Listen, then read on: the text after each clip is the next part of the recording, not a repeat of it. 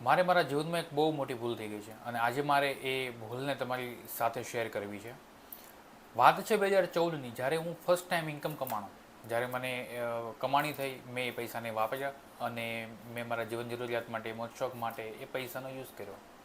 2017થી જ્યારે પણ મને સમજ આવી કે આ પૈસાને માત્ર વાપરવા ન જોઈએ, આ પૈસાને આપણે પણ ક્યાંક ને ક્યાંક રોકવા જોઈએ, ત્યારે મને કોઈએ કીધું કે એસઆઈપી મ્યુચ્યુઅલ ફંડની અંદર રોકાણ કરી શકાય છે. 2017થી મેં રોકાણ ચાલુ કર્યું.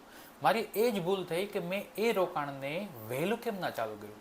એ જે 3 વર્ષ હતા ને, જો એ 3 વર્ષ મેં ચાલુ કર્યું હોત ને, તો આજે પણ જે કંઈ ભંડોળ છે ને મારી પાસે, એના કરતાં વધારે હોત, ઘણું વધારે હોત.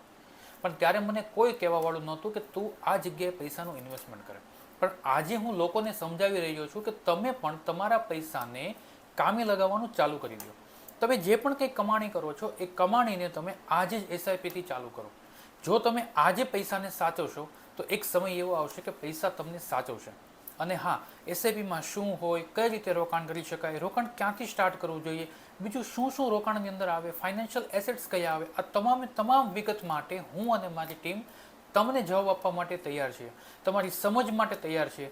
પણ જો તમારે ખરેખર તમારા પૈસાને કામે લગાવવા હોય અને તમે એવું ઈચ્છતા હો, તો નીચે આપેલા નંબરમાં તમે એસઆઈપી લખીને મેસેજ કરો અથવા તો કમેન્ટ્સની અંદર એસઆઈપી લખો. તમને ચોક્કસપણે પૈસા વિશેની સમજ કેળવતા શીખવાડીશું. અને આ વિડીયોને મિત્રો સુધી શેર કરવાનું ભૂલતા નહીં.